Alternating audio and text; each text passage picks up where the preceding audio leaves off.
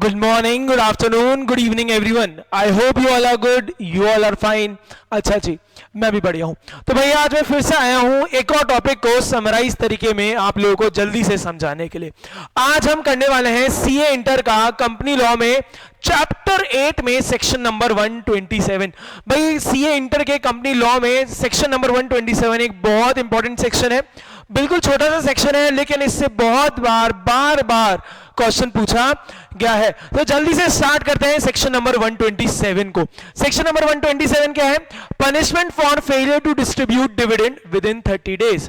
तो भाई इस सेक्शन में हम क्या क्या करने वाले हैं? इस सेक्शन में हम तीन चीजें करेंगे. सबसे पहले देखेंगे टाइम लिमिट क्या है डिविडेंड डिस्ट्रीब्यूट करने की. कंपनी ने अगर डिविडेंड डिस्ट्रीब्यूट नहीं किया टाइम लिमिट के अंदर तो क्या पेनल्टी, क्या पनिशमेंट है.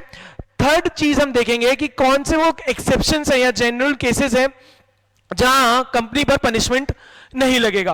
तो भाई सबसे पहले देखते हैं time limit for distribution of dividend. तो time limit for distribution of dividend is कि कंपनी ने जब भी डिविडेंड डिक्लेयर किया, फाइनल डिविडेंड या इंटरिम डिविडेंड जब भी डिक्लेयर किया तो उसके विद इन 30 डेज में कंपनी को डिविडेंड पे करना है.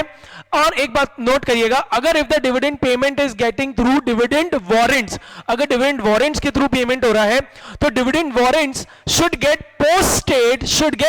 Posted with in 30 days of declaration. भाई वो डिविडेंड सुनना बहुत इंपॉर्टेंट बात, अगर वो वारंट जो शेयर होल्डर है उसको पहुंचे नहीं पहुंचे उससे मतलब नहीं है. With in 30 days, with in 30 days it should get posted. By the shareholder doesn't receive the warrant within 30 days, that is immaterial. What is material? कि वो जो वारंट है वो 30 डेज में डिक्लेरेशन के पोस्ट हो जाना चाहिए. ठीक है क्या? समझो मैंने डिविडेंड वारंट के थ्रू पेमेंट किया तो मैंने 20 डेज में वारंट पोस्ट कर दिया. हमारा एक शेयर होल्डर था चिंटू को 48 डे पर अगर वारंट पोस्ट हुआ, रिसीव हुआ मैं बोलूं तो कंपनी की कोई गलती नहीं है. 30 डेज के अंदर पोस्ट हो जाना चाहिए. ठीक है भाई. अब आई बात पनिशमेंट की. अगर कंपनी ने 30 डेज में डिलीवर नहीं किया, 30 डेज में पेमेंट नहीं किया, ये पोस्ट नहीं किया तो क्या होगा? तो भाई यहाँ पे दो लोगों को पेनल्टियां लगेगी, एक तो डायरेक्टर को और एक पनिशमेंट कंपनी को मिलेगा. तो भाई डायरेक्टर को क्या पनिशमेंट मिलेगा और हर डायरेक्टर को मिलेगा क्या? नहीं. सपोज करो एक कंपनी का मैं डायरेक्टर हूं तो ऑब्वियसली भाई मैं तो सीधा साधा, मेरे शक्ल से दिखता है भाई मैं बहुत सीधा साधा हूं, गलेबल हूं, तो भाई मेरे को पनिशमेंट नहीं मिलेगा. किसको पनिशमेंट मिलेगा? Every director who is what knowingly a party to the default. भाई जिसको पता था डिफॉल्ट हो रहा है और उसने कुछ भी नहीं किया तो उसको दो चीजें मिलेगी. एक तो इंप्रिजनमेंट मिल सकता है up to 2 years. What is imprisonment? भैया चक्की पीसिंग मिल सकती है 2 साल के लिए up to 2 years. And fine of minimum fine of ₹1000 for every day during which the default continues. ठीक है. और कंपनी को एक सिंपल इंटरेस्ट 18% पर एनम का देना पड़ेगा interest during for the period for which the default continues. ठीक है क्या? तो भाई ये बहुत इंपॉर्टेंट पेनल्टी है जिस पर बहुत बार क्वेश्चन पूछा जाता है. फिर देखते हैं एग्जेम्पशंस फ्रॉम पनिशमेंट. भाई हम 5 केसेस देखेंगे जहां कंपनी ने अगर 30 डेज में नहीं डिविडेंड पे किया या वारंट पोस्ट नहीं किया तो फिर भी कंपनी बच जाएगी पनिशमेंट से. तो भाई वो 5 केसेस कौन से हैं? First is for the reason of operation of any law. Operation of any law मतलब केस चल रहा है कोर्ट में, कोर्ट ने अभी स्टे ऑर्डर लिया है. सपोज करो एक जने का सक्सेसर का केस चल रहा है और कोर्ट ने स्टे ऑर्डर डाल दिया तो ऑब्वियसली कंपनी फिर पेमेंट नहीं कर पाएगी. तो that is operation of any law. ठीक है. सेकेंड इज कि शेयर होल्डर ने कंपनी को डायरेक्शन दिए, कंपनी वो डायरेक्शंस कंप्लाई नहीं कर पाई और ये बात कंपनी ने उसको कम्युनिकेट भी कर दी. सुनना बहुत इंपॉर्टेंट बात कि भाई शेयर होल्डर ने डायरेक्शन दिए कंपनी को कि इस जने को मान लो पेमेंट कर देना.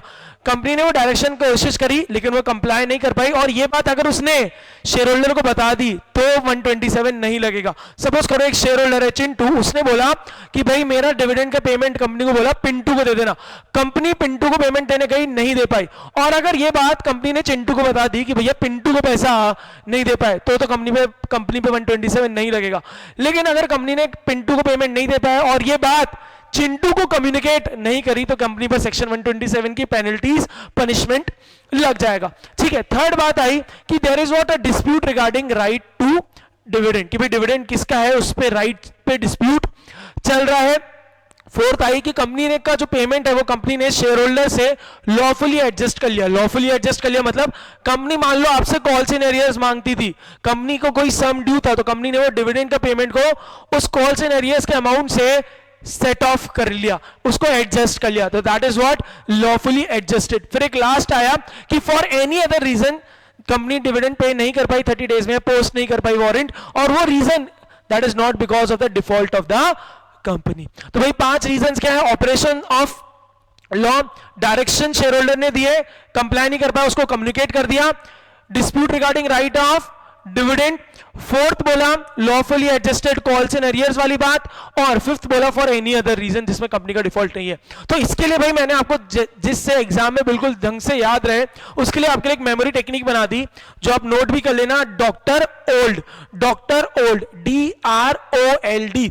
तो डी क्या है? डी है डायरेक्शंस वाला, आर है for any other reason, R for reason, O for operation of any law, L for lawfully adjusted, D for dispute regarding right of dividend. तो भाई 5 कौन से जल्दी से बता रहा हूं, डी फॉर डायरेक्शन वाला, R for reason, O for operation of any law, L for lawfully adjusted, and D is for last, D is for dispute regarding right of dividend. तो भाई हमने सेक्शन 127 को बिल्कुल जल्दी से कंप्लीट किया है। जल्दी से 20 सेकंड्स में मैं आपको वापस रिवाइज कराता हूं।